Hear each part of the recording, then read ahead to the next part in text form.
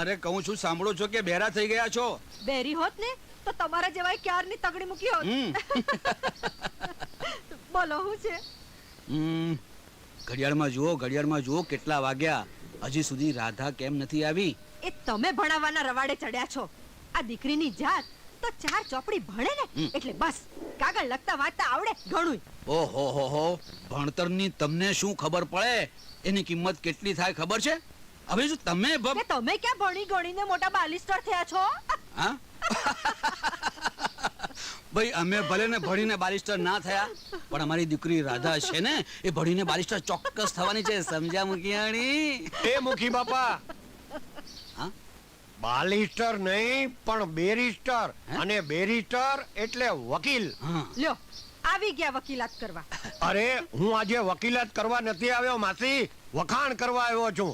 સાંભળીને મુખી બાપા તમારી છાતી ગજ ગજ ફૂલી જશે, પછી તમારા ખમીસના બટન તૂટી જશે, પછી તમારું ખમીસ ફાટી જશે, પછી તમારું ધ હવે વાતમાં મોણ નાખ્યા વગર ઝટ પૂરી કર ને. હા લ્યો કહું. ઓલો કાળ ઝાડ કાળિયો ખરો ને, એને અમે નામ ન લે જમદૂતનું. આત્રે દાડે એકાદનો જીવ ન લે તો એને જંપ ન વળે. કસાઈ કરતાય ભૂંડો. કોણ જાણે હજુ કેટલાયને ભરખી જશે. હવે મારી વાત સાંભળો. ઈ રોજ નિર્દોષોને મારી નાખનારો કસાઈ અમારી 3 જણાની જાળમાં સપડાઈ ગયો અને પોલીસના હાથમાં પકડાઈ ગયો. હાશ, ભલું થાજો એ પોલીસ વાળાનું.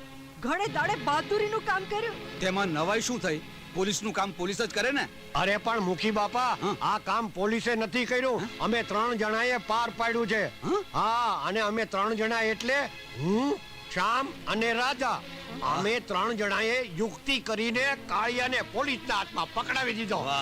લ્યો સાંભળો દીકરીના પરાક્રમ.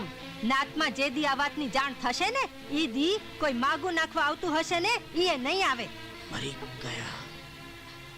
આ જીવણીએ કઈ ગોટો માર્યો લાગે છે. એને આપણા પહેલા પૂછવાની શી જરૂર હતી? રાધા, આ જીવન શું કહે છે? બાપુજી, આમાં મારો વાંક નથી. વાત એ છે કે આ જીવણે અને શામે મળીને મને પરાણે. આ ખોટું બોલે છે. આ ખોટું બોલે છે મુખી બાપા. આ જીવણે અમને ખોટા રવાડે ચડાવ્યા છે.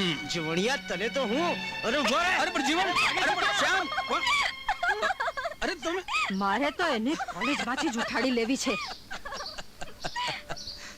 જીવન, જીવન, એ જીવન. અરે આ કાયમ હાથમાં હોર્ન રાખીને શું કામ ફરે છે? અરે પ્રેક્ટિસ કરું છું. શેની? આ તું પરણીને ઘેર આવે ને, વેલી ના ઉઠે ને, તો તારા કાનમાં ભોપું વગાડી અને જગાડી શકાય. અરે મારા રોયા, પણ આટલું મોટું ભોપું તે રખાતું હશે? જો મારા બાપે કેવું નાનું રાખ્યું છે. ઈ તો હવે એની ઉંમર થઈ ને એટલે હાથ ધ્રુજતા હોય. શરૂઆતમાં અને અંતમાં નાના ભોપું જ વગાડવા જોઈએ. કોણ જાણે કેમ આપણે જરાક વાતે વળગીએ છીએ ને, આ તારી ટ્યુબની વાલ ટ્યુબ ફટાક કરીને ઉડે છે. વાલગોલો ટાઈટ રાખતી હોતા. ટાઈટ તો રાખું છું, પણ તારી યારે વાત કરવા ઊભી રહું છું ને કે તારા ઢીલો પડી જાય છે. હવે વાલગોલો તારા બાપ જેવો ઢીલો અને વાલ ટ્યુબ તારી માં જેવી અદેખી છે. લાવ હવા ભરી દઉં. આખા પંપ મારજે હો. હવે ભાઈ આખા પંપ મારું છો ને તો વાઇસર છોલાઈ જાય છે. જો હવે આ પાછું નાખતા છે ને આખું વાઇસર છોલાઈ જશે.